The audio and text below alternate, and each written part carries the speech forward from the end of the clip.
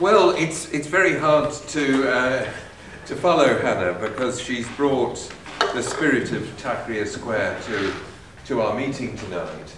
But I'm still going to try to follow her. And I think as she brought out, and as I think we're all aware, what we're seeing is a wave of mass struggles for democracy sweeping through the Middle East. And if we look at those struggles as this wave that has gone through the region, then the appropriate starting point seems to me June 2009 and the emergence of the Green Movement as a mass movement of struggle for democracy inside Iran. The theme of this meeting is about the interrelationship between the struggles that have been developing in the Arab world and Iran, but it's important to start by seeing how the same kind of impulse for democratic change under an autocratic regime expressed itself first in Iran in this most recent wave of struggles. But I think that also, if we look at the Middle East in a longer term perspective, we can say that there have been three great revolutionary processes in the region in the post-colonial era. The first, perhaps in lots of ways not talked about and discussed sufficiently, is the Great Revolution in Iraq between 1958 and 1963. Part of the tragedy of Iraq is that revolution never fulfilled the potential for both democratic and socialist transformation that it had within it. Secondly, there's the revolution in Iran of 1979. And thirdly, there's the revolutionary process that's underway now in Egypt and Tunisia. And although, for all sorts of reasons, there's a tendency to talk more about Egypt, it's important to link the two revolutions, not simply because this started with the struggle against Ben Ali in Tunisia, and he was the first to go, but because you can see an interaction between the two revolutions. There are certain points at which there seems to be a competition between Tunis and Cairo. Okay, you got rid of your prime minister, we're going to get rid of ours. You managed to get your state security suppressed, so we're going to get rid of ours, and so on. You can see people in the two countries watching what's happening elsewhere, which is an important dimension to what's happening at the present time. And what I'm going to try and say is to try and use not simply the revolutionary processes in the region, but also the revolutionary processes that have taken place elsewhere as a kind of lens to understand the potential for real transformation in the region, not simply in the countries that are already convulsed by what's happening, but also in Iran. And the first thing that I think it's important to emphasize is that we're talking about processes. In other words, we're not talking simply about instantaneous events that are over in a day or two. Of course, they're decisive moments. The moment at the beginning of 1979 in Iran, when the Shah was forced to leave and an insurrection broke the power of the old regime, that moment on the 11th of February this year, when Mubarak was forced out. But nevertheless, what we're talking about, when we talk about revolutions, we're talking about processes that unfold through time and that go through distinctive phases. And the best discussion that I've ever read of this aspect of revolutionary processes, I read about revolutions. Hannah and people like her actually make revolutions. But anyway, one does what one can. Trotsky, in his great history of the Russian Revolution, says that what happens in these revolutionary processes is that the masses who start off with a desire to get rid of an autocratic regime go through a method of successive approximation to establish what it is, what kind of change is really going to solve their problems. So that revolution is a learning process in which the masses discover that, just getting rid of a lousy ruler isn't enough. They try and change the political system. They discover that the political system has deeper economic and social roots, so they try and get rid of the entire social system as well, and that then unleashes the potential for a really profound radicalization. And when Hannah talks about mini-revolutions taking place in Egypt at the present time, the way in which every sector of society, there's struggles unfolding to democratize and change that sector, to tear up the roots of the old regime in that society, this is very typical of revolutionary processes. Doesn't mean there has to be a happy ending. If we're talking about Iran, there wasn't a happy ending from the revolution in Iran, despite the fantastic potential that the comrade who spoke first referred to, the shuras and so on and so forth. But there is nevertheless that potential for profound revolution.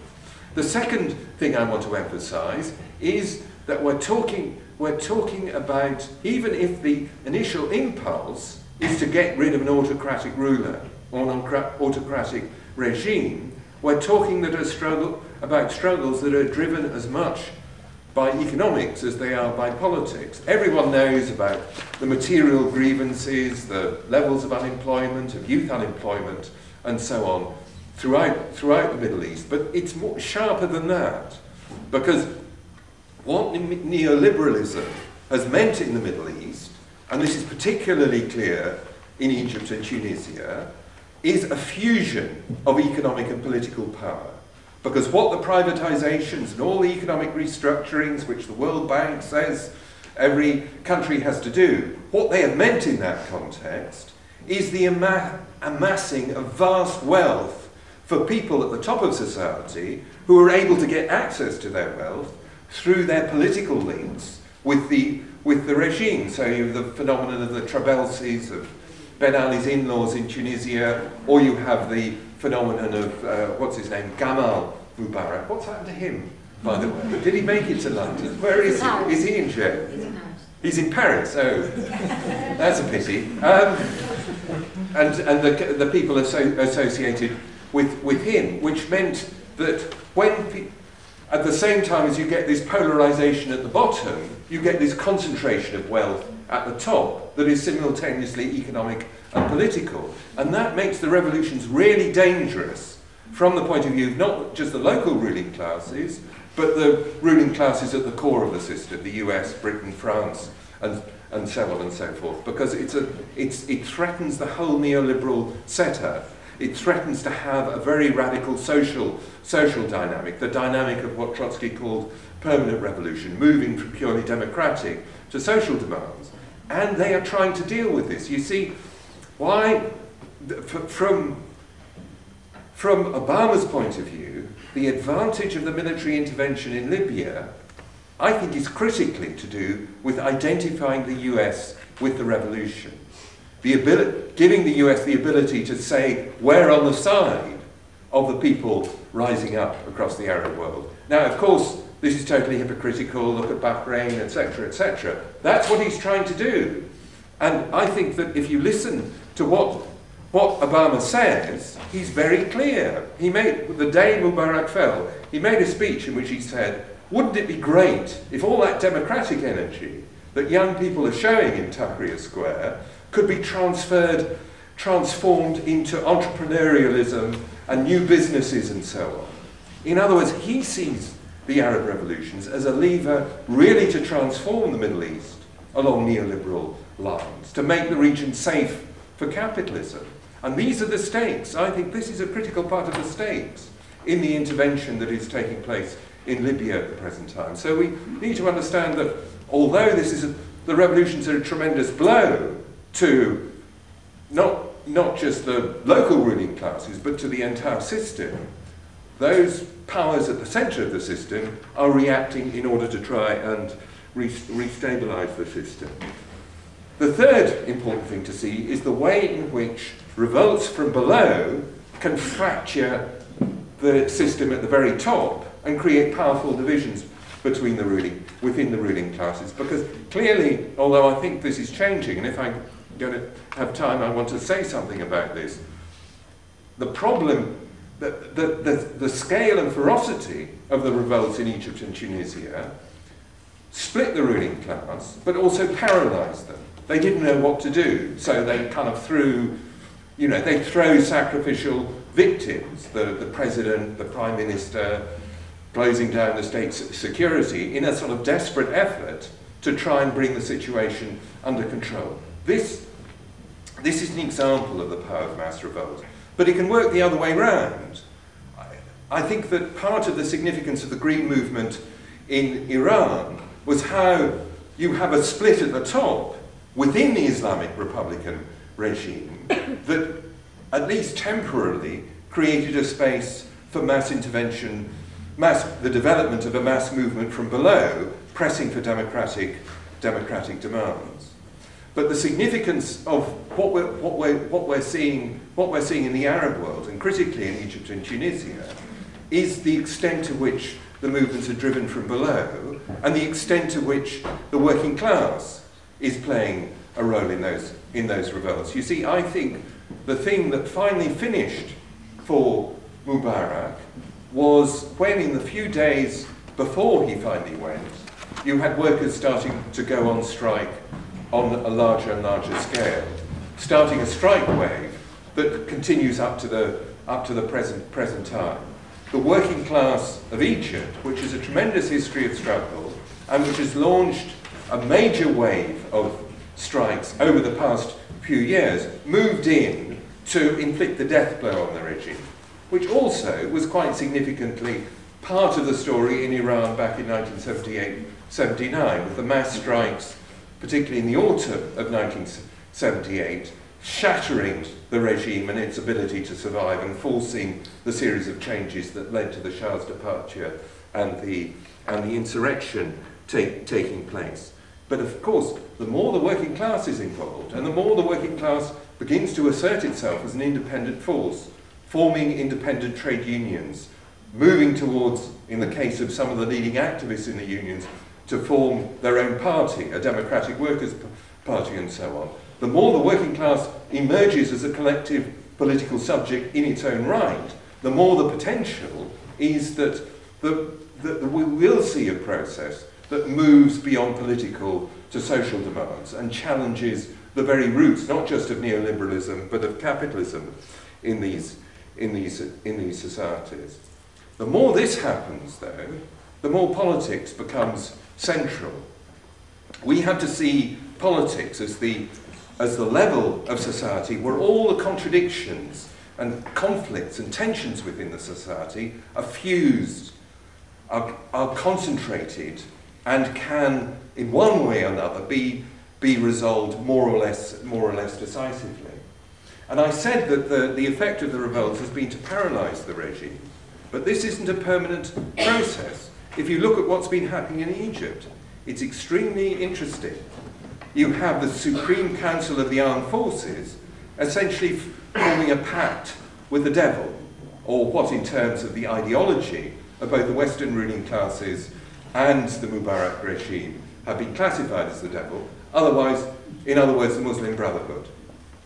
And essentially coming to an agreement to push through a series of limited and cosmetic constitutional changes that will make the society seem a bit more democratic, but essentially contain and repress all the demand for much more fundamental change. And so you have the alliance between the old ruling party in Egypt, the NDP, the Mubarak state party essentially, and the Muslim Brotherhood to get a yes vote in the referendum. And they did win a majority in the referendum. But it's quite interesting.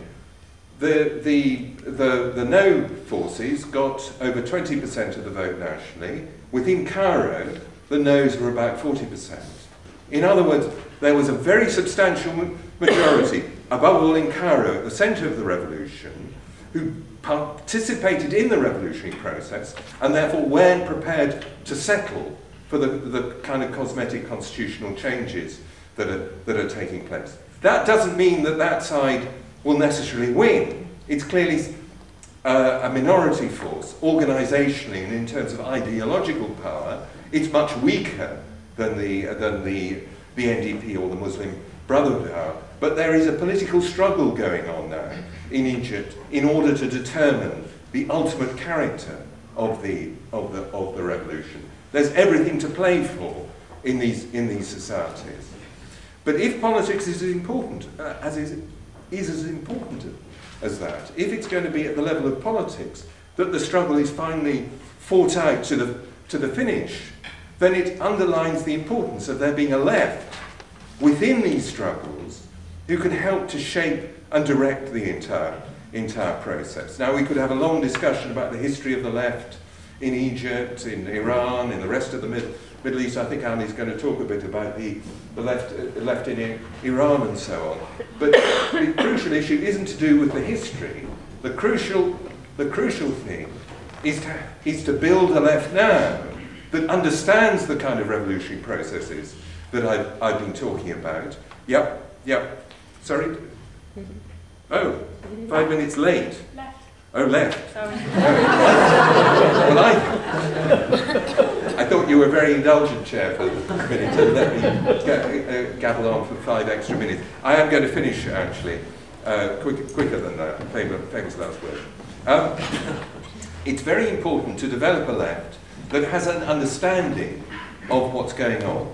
In other words, has an understanding of the potential of these revolutions to be more than simply political transformations, to be real social revolutions that are made by the working class, by the poor, by the peasantry, that fundamentally transform their societies. A left that also understands about imperialism and understands that imperialism is a false ally. And when it comes in, even as attractive a guise as Barack Obama proclaiming his support for democracy and the upsurge of democracy in the Middle East, to keep him away, to refuse to ally for imperialism, even when it dresses itself up in apparently democratic robes. But above all, a left that understands the fundamental lesson of these revolutions, which it is that change comes from below.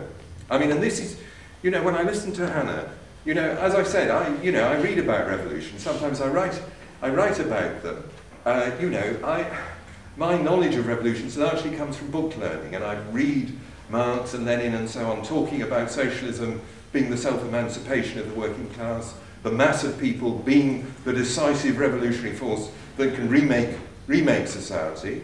But Hannah and all the other millions of people in Tahrir Square and the other great cities of Egypt, in Alexandria and Port Said, all the other cities, they have shown in practice that self-organisation can actually break the most repressive regimes. And I think that's a tremendously important message of hope for people who want to see change happening in Iran, who want to see an end to the regime in Iran. With the revolutions in Egypt and Tunisia, a new chapter in the history of the struggle for liberation in the Middle East has begun, and it's really important that we grasp that and do everything that we can to understand it, but also to contribute to the process of transformation that's underway.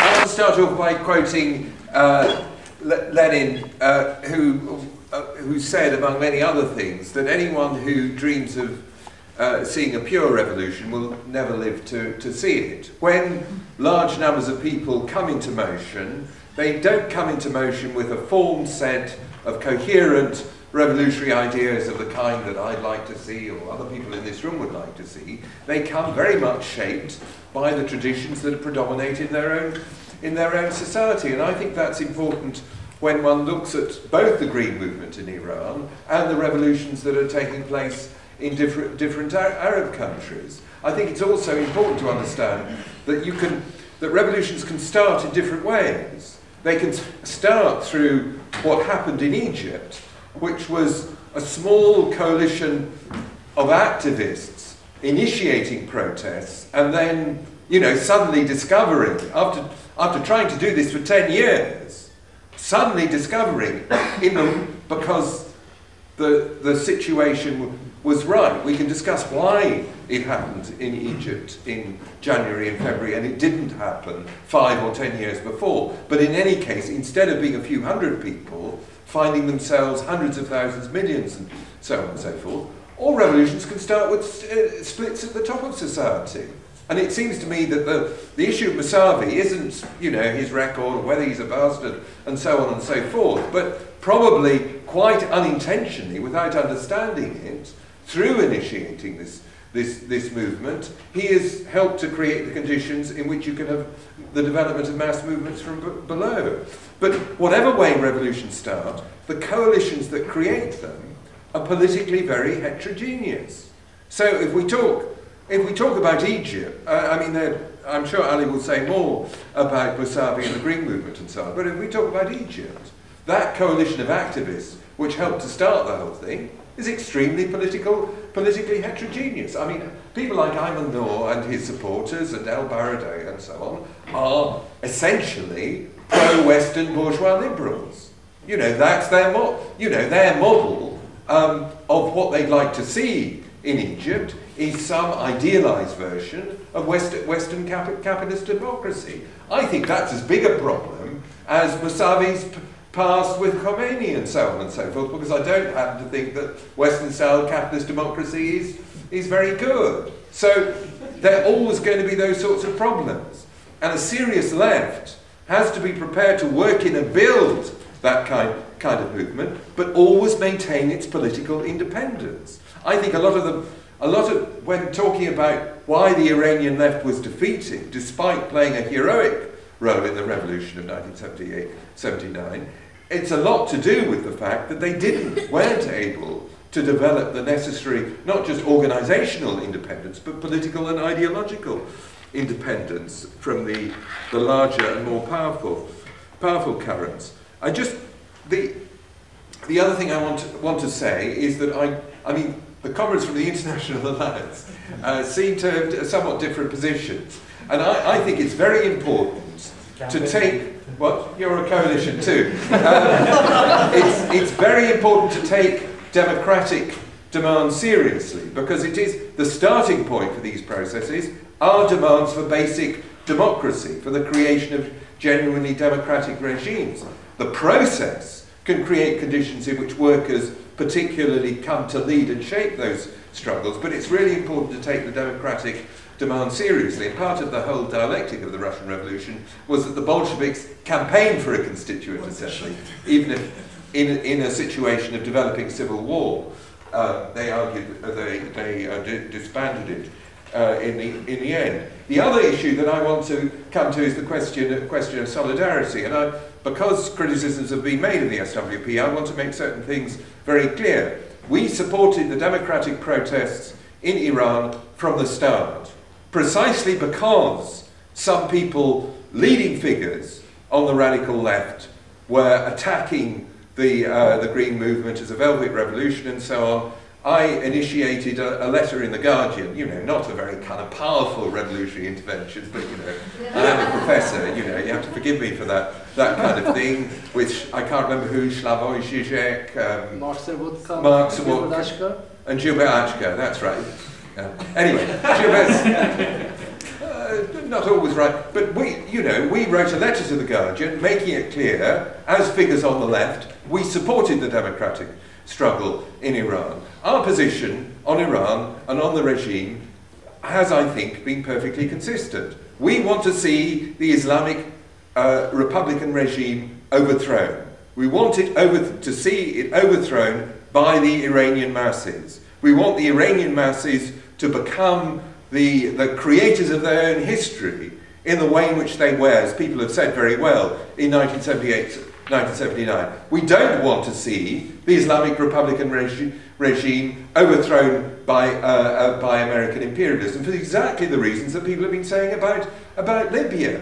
You know, that you can see, it's tragic, day by day, you can see the way in which the West is reshaping that revolution through its military support and weakening that revolution. Every time they ask for airstrikes to support them, they're strengthening a dependency relationship on Western imperialism. So I think our position has been completely consistent. The final question on the question of solidarity, I think, as I've emphasised, it's important to support these movements of protest and democratic transformation, but I think there's a particular responsibility for socialists to develop solidarity with the developing workers' movements. We've tried to do that in relation to the workers' movement in Egypt since the strike wave began in 2006, but I think it's extremely important to support the International Alliance in support of workers in Iran in order to develop, I mean, not simply support for workers who are threatened with execution and so on, but also just to get a degree of knowledge about the fact that Iranian workers are beginning to revive as a historical actor, because ultimately the fate of any struggle in Iran is going to depend upon whether or not the Iranian working class re-enters the historical stage.